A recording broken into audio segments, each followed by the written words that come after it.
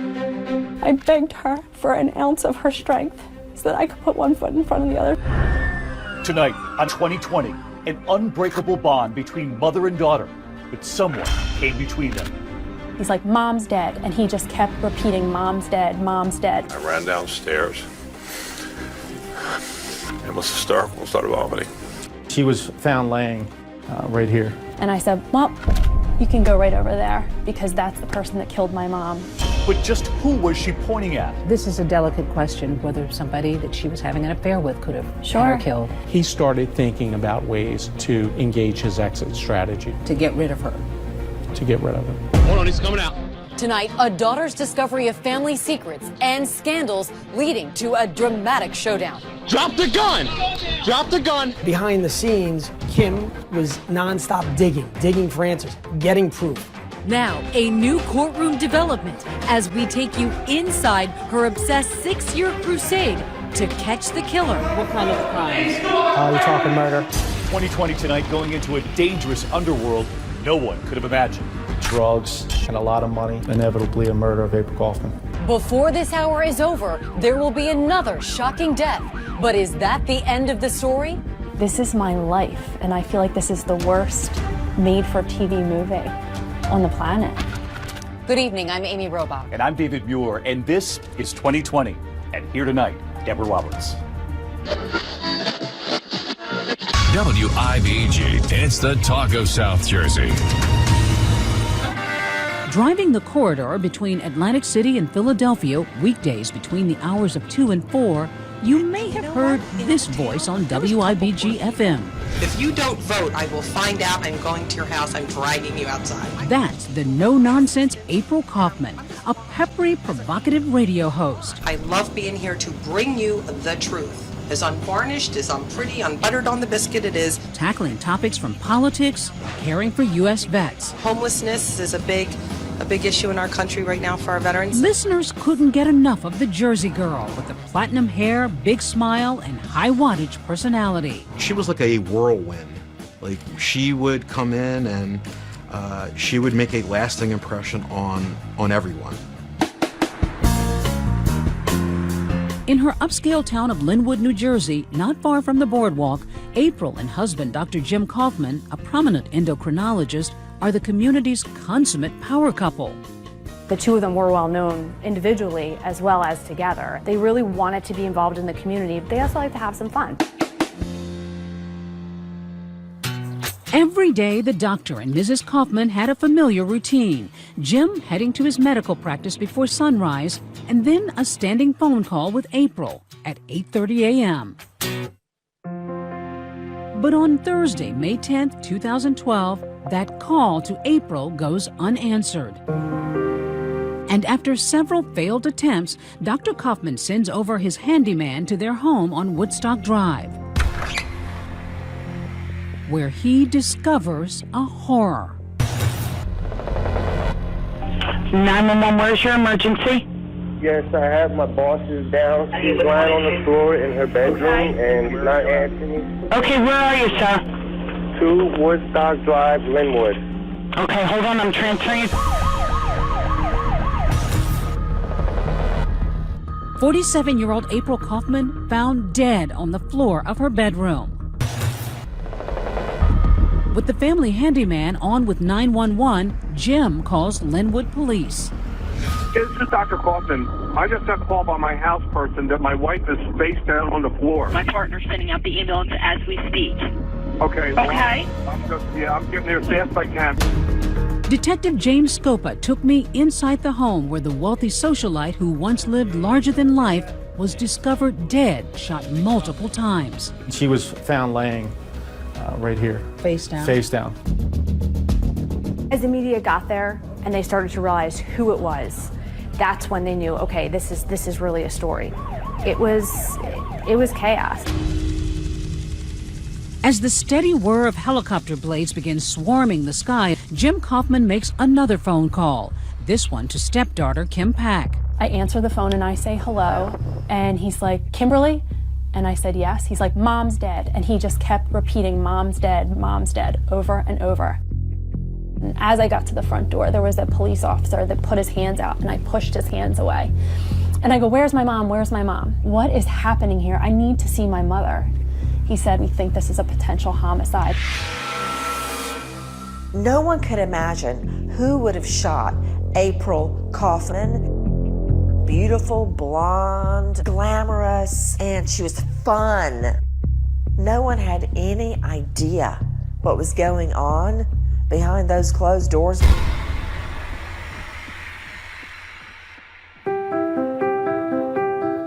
She made everybody feel like they were her best friend. Didn't matter who they were, the checkout, the parking lot cart guy, you know, "Hey beautiful, hey handsome, how you doing today?"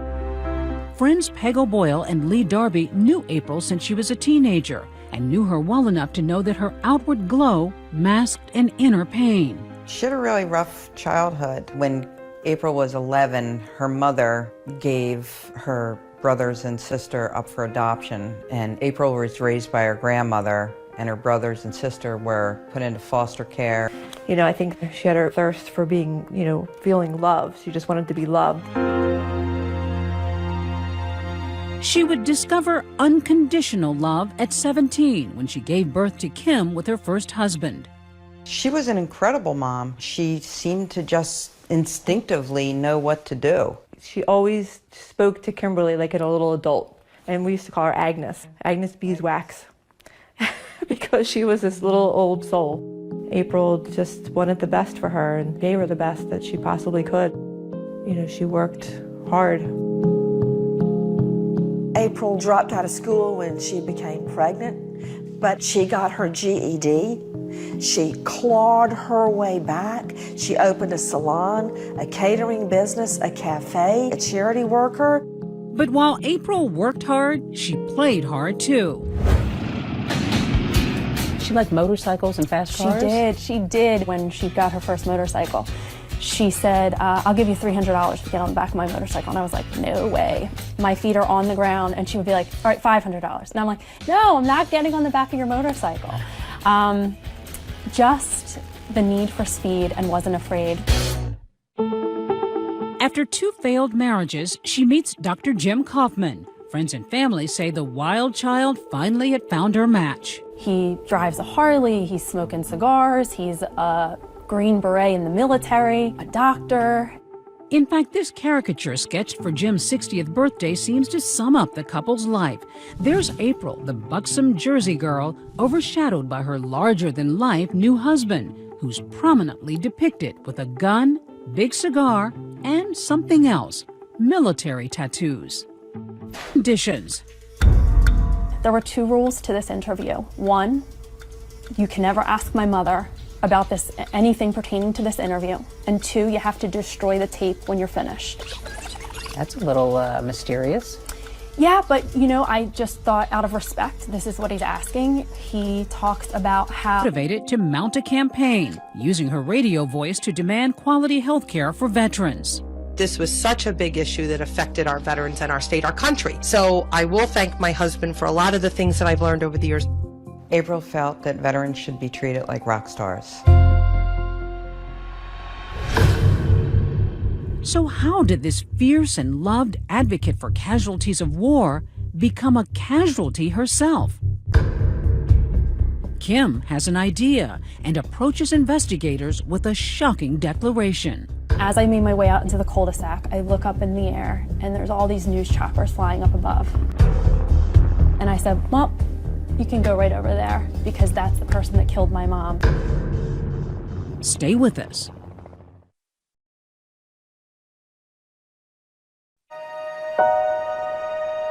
Many attended today's funeral services at Bethel Synagogue in Margate for 47-year-old April Kaufman.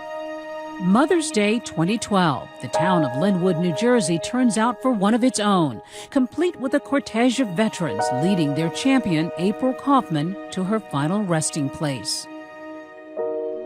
The well-known local radio host, who was shot multiple times and discovered dead in her Linwood home last Thursday. It was like a state procession for April Kaufman. No one could believe what had happened. She just was so caring, so compassionate. She just was an inspiration to everybody. The loss heaviest for April's daughter, Kim. I miss her calling me nonstop, all the time. I miss her laugh. I miss her smile. I miss her infinite wisdom, because she really was my rock. After the mourning came the murmuring. Sometimes talk is cheap, even in wealthy towns. This is a delicate question, but there were questions about whether your mom was having affairs. You know, they had a very unhealthy relationship, the both of them. And I will just say that there were indiscretions on both sides of the fence. And I'll leave it at that. Did it concern you that maybe somebody that she had been involved with could have killed her?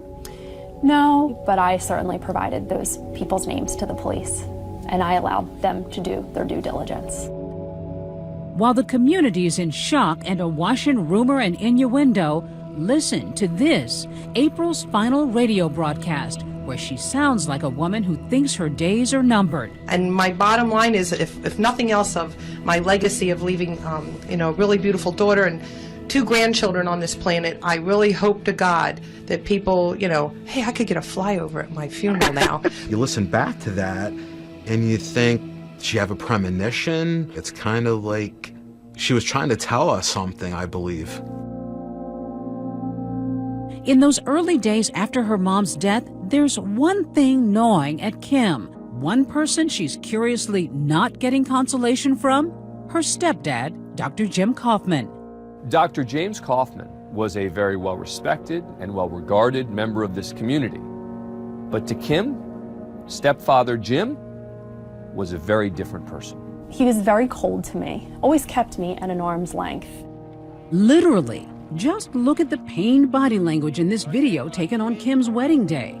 1, 2, and 3. There we go. Take a close look. He steps into the scene. He smiles one time for the camera to flash. Then he goes back to a very taciturn demeanor and steps out. No hugging, no kissing, no warmth, nothing. You would be in the dining room, I would be talking to my mom, and he would come and turn the lights off and just walk out of the room. He controlled her cash flow and yes. how much money she could spend? Oh, yes. And sometimes even calling her, who are you with? Where are you? And just 2 months before April's murder, it seems the bloom was officially off the rose of her nearly 10-year marriage. Kim recalling a lunch where her mother confides she's had enough. She talked about that she really needed to start aligning herself and getting herself in a good spot to be able to leave. I think that he had made it clear to her that she wasn't going to divorce him and take half of his empire. That was his famous words. Did you get any feeling that your mom might have been in any kind of danger? She had made it clear over the years that he had threatened to kill her several times, but would always follow up with, he doesn't have the guts to do it. Though Jim is not named a suspect, some might say he begins acting like one.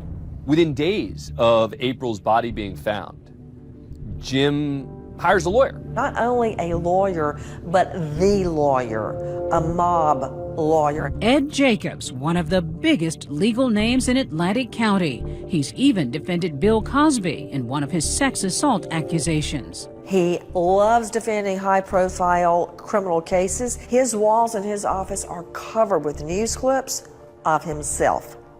One possible reason he's not named a suspect? He's got an airtight alibi.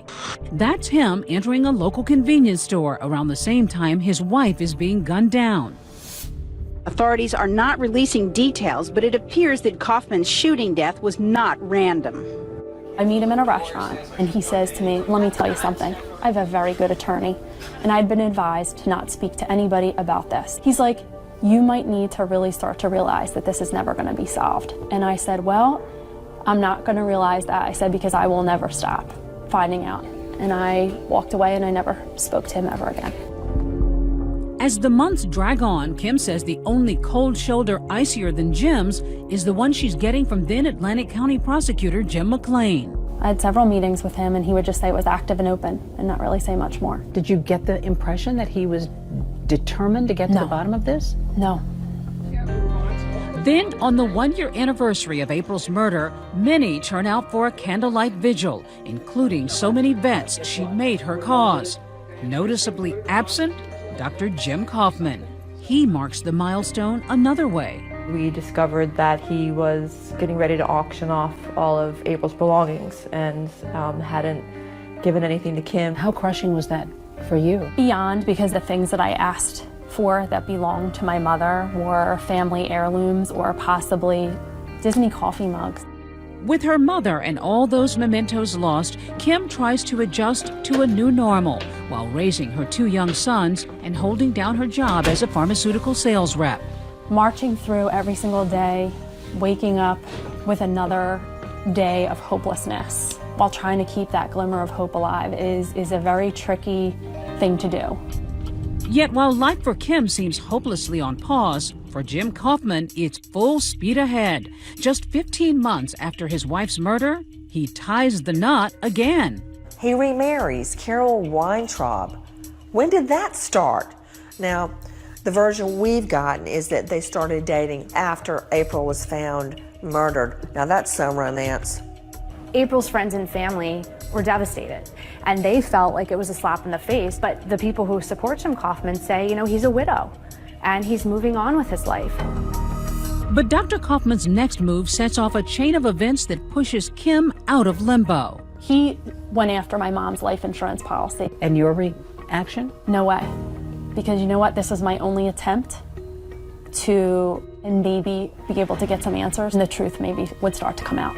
Now it's Kim's turn to lawyer up. Believing Jim is the killer, she files a wrongful death suit against her stepdad to keep him from getting her mom's $600,000 life insurance policy. I have no choice to respond and to begin to fight for what I know is right. The most significant kind of civil lawsuit you can have is a wrongful death case. Coming up, a daughter undaunted, and the dynamic duo attorneys she hires begin digging into the case, and what they say they uncover is shocking. We were talking to people that were critical witnesses to us that had not spoken to the prosecutor's office. And their chance to grill the grieving good doctor. He was under oath in a civil deposition. They could ask him anything. Next.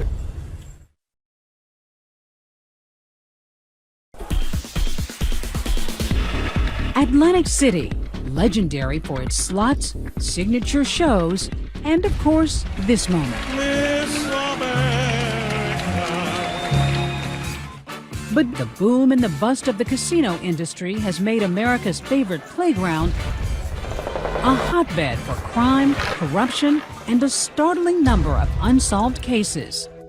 Cases like April Kaufman's, but Kim Pack and her dogged attorneys, Patrick and Andrew Darcy, drill down, determined to get answers. Behind the scenes, Kim, with us, was nonstop digging for answers, getting proof. We were on an island, all on our own. But the tide may be turning. I grew up on the beaches and the boardwalk of Atlantic City, and I always say I have sand in my shoes. Meet Damon Tyner, son of one of Atlantic City's fabled firefighters and a longtime cop. Your dad was a bit of a legend. Yeah, he was very well known throughout the community. But the younger Tyner made a name for himself as a Superior Court judge. Good to see you. How you making out? So they named a pizza for me. I think right here? Yep, that would be me. And then last year, I, Damon G. Tyner, became the first black prosecutor in the county's history. So help me God. Many seeing him as the city's much-needed savior. You're doing a good job, man. I appreciate it. Great job. Thanks a lot. Thank you. You doing? You all right? No, I'm not judge anymore. Good to see you. That man's cleaning up AC. There you go. You took a pledge when you took the office. Tell me about the pledge. Dating back to 1970, there are about 140 unsolved homicides. I urged my executive staff to tell me which cases were most solvable. Unanimously, they all came back to me and said, the murder of April Kaufman.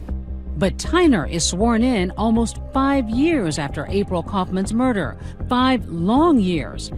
A lot of people wondered why 5 years passed and no recognizable work had been done. It wasn't that there were glaring mistakes. It was just an omission of effort, you might say. We wondered about that and tried asking former prosecutor Jim McClain about the investigation. His spokesperson tells 2020 McClain has no comment. Fortunately, Damon Tyner became prosecutor, and his team came to the conclusion that this case should be prosecuted. For the first time, someone's listening here. Tyner agreed to meet Kim Pack and her lawyers within that first month. What did that mean to you? The fact that I was lucky enough for him to say, I'm going to take a second look at this. Me, my case, thank you. Like, this is all I've been asking for this entire time, is for someone to care. It took 3 hours for Kim's lawyers to unpack all they had uncovered. You should take a look at these records. But no evidence as compelling or illuminating as this. Today's July the 11th, 2014. A 4.5-hour-long video deposition of Dr. Jim Kaufman himself, finally talking for that wrongful death lawsuit Kim has filed. Basically, I ask the questions, you give the answers. Understood? Yes. 4.5 hours under oath is a lot of time. It's a lot of questions. I do. Okay. We may proceed. That was the first time he could be compelled to talk. There he is in the hot seat for the very first time, getting grilled on everything from his love of guns. How many guns do you own? Approximately 18. To the moment he first saw his wife lying lifeless on the floor. I ran upstairs. I looked inside and unfortunately saw April lying there. And she wasn't moving, and she had a pallor, which I've known after 30 years is obviously someone has passed away. And I ran downstairs and went out on the lawn and was hysterical and started vomiting. Okay, do you have tissues, by the way? I got them. Do you need to break? When I look at a deposition, I sometimes turn the sound down. I don't want to hear what they're saying. I want to see what they look like and what their facial expressions are. He struck me as a manipulative guy.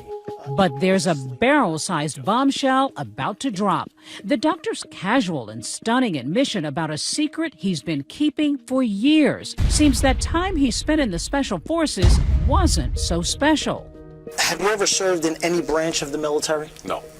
That's right, Dr. Kaufman forced to come clean about his so-called... Did you ever tell Kim Pack you were in the military? Yes. Okay. Did she ever do a project for college, and part of the project was you being in the military? Yes. And what you went through? Yes. And that you carried bodies? Yes. And the torture that you had gone through? Yes. Did you ever tell anyone that you were a Green Beret? Yes. Who'd you tell? I don't recall how many people I told. So he created this background that didn't even really exist. That is correct. Once you start examining someone who is bold enough to engage in stolen valor, you start realizing that there are other aspects to this man's life that would require us to investigate. But in that deposition, Dr. Kaufman posits his own theories about who may have killed his wife. Who do you think did it? I thought it could be someone who was one of the veterans. The last choice was that it was someone in a motorcycle gang. What motorcycle gang? The Pagans. The Pagan motorcycle gang? Remember, April had a penchant for motorcycles. Could that mean she was in deep with the kind of people known for violent behavior? The pagan outlaws are the equivalent of the Hell's Angels. They are felons of the most dangerous sort. Coming up, a stunning turn in the Kaufman case. No, I killed myself. Leading to a standoff in the Garden State. We're on the beat with James Scopa, lead detective determined to crack a big case for Atlantic City's new prosecutor. I was happy when Prosecutor Tyner came in and he allowed us to work on the case and investigate it like we believed it should be. Meanwhile, Kim and her lawyers keep their eye on what they believe is the prize, Jim Kaufman, using his pictures on social media as incentive. I would get a picture of Jim Kaufman and Carol at the Final Four and, you know, smiling, and I'd put it on my brother's screen so that when he came in the morning, that would be the first thing he'd see is a picture of Jim Kaufman saying, yeah, so what? I killed her. What are you going to do about it? But there's an unexpected canary in Kaufman's coal mine. It's coming in the form of a tip from the FBI. The feds believe Kaufman may be involved in another unrelated crime. Lo and behold, another investigation related to insurance fraud, his role as a doctor, comes up. Investigators get a warrant to search his office. So they show up at Kaufman's clinic just to look at his records. On June 13th, 2017, we attempted to serve a search warrant at Dr. Kaufman's office here. Within minutes, it's clear this will not be a routine visit. Detective Scope with the prosecutor's office under the last week. Stay right here for me. Keep your names off. No. What does he do instead of ushering them in as most of us would with? There changes everything. The husband of a murdered South Jersey radio host and advocate is behind bars following an early morning standoff. Investigators say that same day they seized more weapons from Kaufman and at least $100,000 in cash. That was a game changer. After the standoff with Jim Kaufman, he goes to jail, not for murder, but for weapons charges. He fights to try to get out. The judge would not let him out based on his conduct, and that gives the new prosecutor, Tyner, a chance to really dig into the murder case. Starting with the crime scene. So this is the house here. The bedroom that April was found was upstairs. But the biggest break in the case doesn't come from inside this house at all. We knew Dr. Kaufman that there was a point in time that he was inquiring about having her killed. And how'd you find that out? We were able to get a witness to cooperate with us this past November. That broke the case. And who was that witness? A former member of the Pagans Motorcycle Club. Remember them? They're the ones Dr. Kaufman had pointed the finger at in his deposition. So the last choice was that it was someone in a motorcycle gang. What motorcycle gang? The Pagans. But now the tables have turned. One of those pagans ratting out Kaufman, and not just for murder. Prosecutor Tyner on January 9th, 2018. Hey, Sergeant. Good afternoon, everyone. My name is Damon G. Tyner. At a press conference, Tyner lays out the case of an elaborate and secret double life that Dr. Jim Kaufman was leading. Treating patients by day, writing fraudulent opioid prescriptions for those pagans by night. They would come in and be patients, and all of a sudden you had a prominent endocrinologist that was prescribing opioids and all kinds of other painkillers when that wasn't quite his practice. So he's got the power of the prescription, and then they've got the gang activity. Essentially, they were flooding the market with opioids and selling them at a marked up price. What a bombshell. This straight-laced doctor that everyone had respected was part of a pill mill, a drug ring. And not only that, with the pagan outlaw motorcycle gang. And April Kaufman found out. Found out and, according to Tyner, threatened to expose his secret seedy double life. He started thinking about ways to engage his exit strategy. To get rid of her. To get rid of her.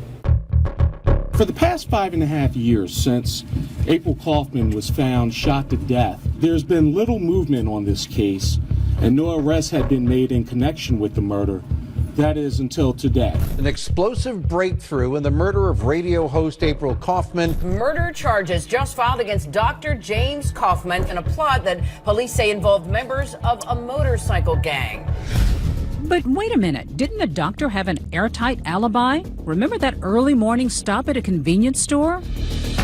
Tyner says Kaufman wasn't the shooter, that he paid one of those pagans roughly $20,000 to do his dirty work and kill his wife. He went inside and he shot April Kaufman twice. And ironically, that alleged hitman died a year and a half after April's murder of an opiate overdose, his pills prescribed by, you guessed it, Dr. Jim Kaufman. When I heard the details of everything, it really was unbelievable. I feel like this is the worst made-for-TV movie on the planet. The prosecutor worries Dr. Kaufman could be targeted by pagan members in jail, so they move him upstate to the Hudson County Correctional Facility as they begin gearing up for their first major trial. Finally, a chance to close one of those Atlantic County cold cases. But then, another shocking turn. Dr. James Kaufman dead. Officials with the Hudson County Correctional Facility confirmed that he died at 9:20 this morning. What was your reaction when you heard this? I was stunned. The story started off terrible and is ending terrible. Dr. Jim Kaufman dead. But how? Were you worried that he could be hurt in prison? That's always a concern. Will justice ever be served? Stay with us.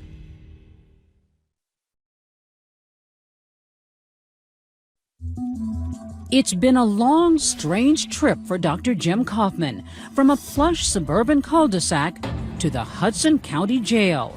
His new home, a 6 by 9 foot cell like this. This is unit. This is Charlie 500 East. Maximum security. The inmates, many considered violent and dangerous, were Dr. Kaufman's new neighbors as he awaited his trial in a facility just across the river from New York City. What kind of crimes? You're talking murder. It's rare to get a look inside these tight quarters unless you're an inmate, but corrections officers agreed to take us in, recalling that fateful morning. Just after serving Dr. Kaufman breakfast, they made a grim discovery. The doctor was dead, hanging himself with a laundry cord. I was stunned, but that's, in retrospect, that's what convinces me now more than ever that he understood that the end was near. He realized it had all caught up with him. Yes, I think so. Bottom line, he had his wife murdered, and the only way out for him was suicide. Kaufman did leave something behind in that jail cell. This note obtained by 2020.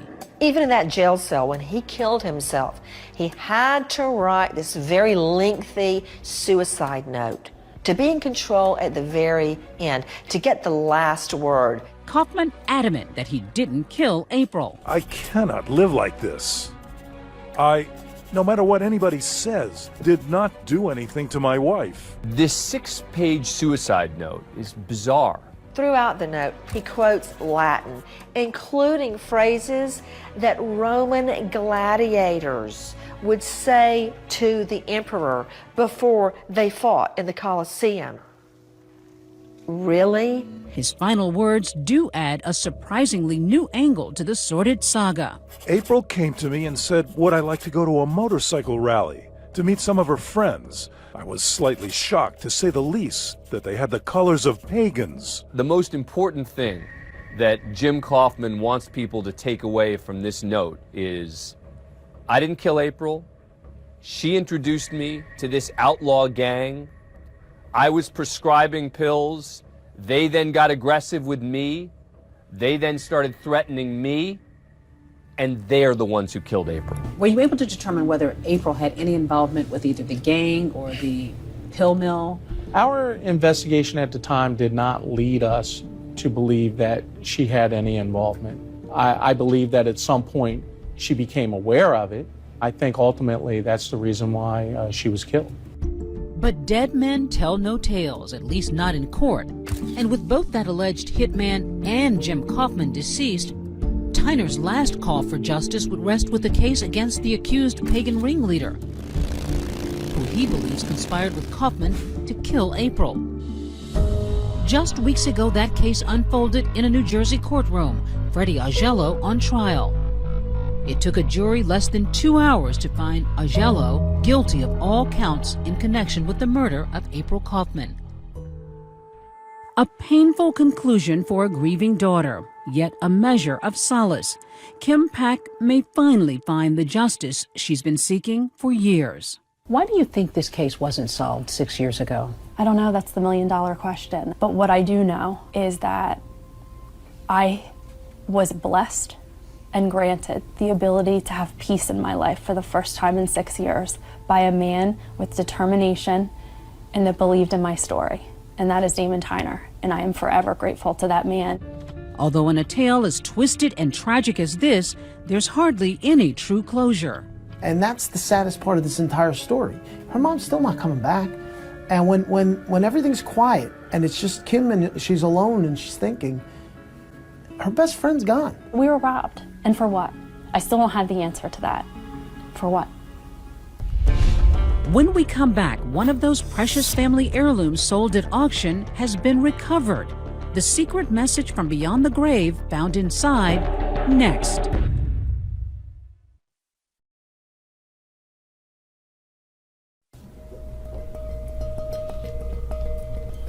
Kim Pack doesn't just resemble her mom, she's inherited the same passion that made April Kaufman so beloved.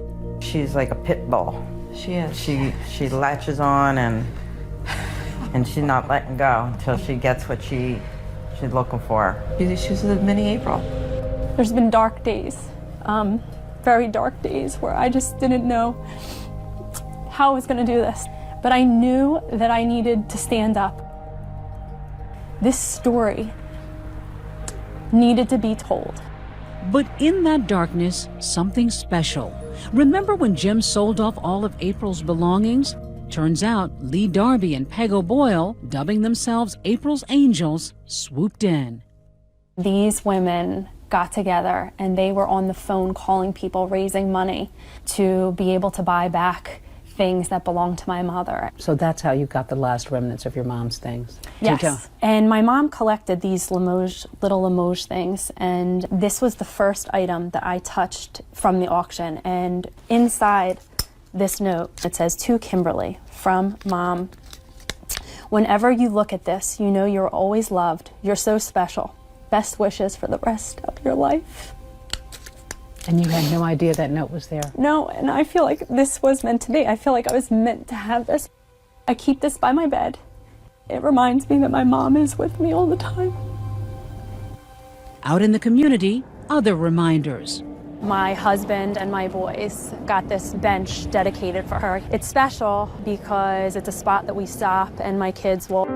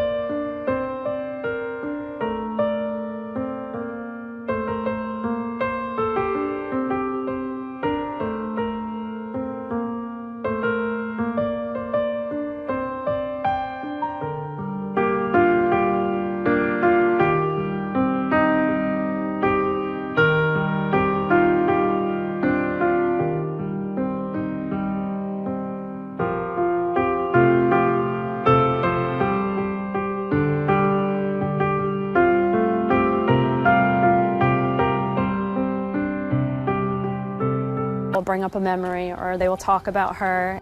And if Mom could say just one more thing to her daughter? I think she would say to me now, you can breathe, you can go on and live, you don't have to be sad anymore. And thank you for fighting.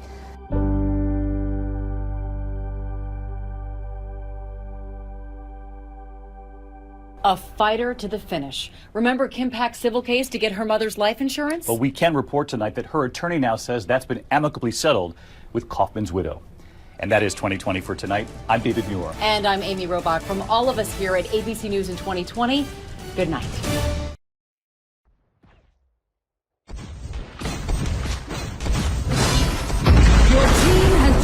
destroyed a tower.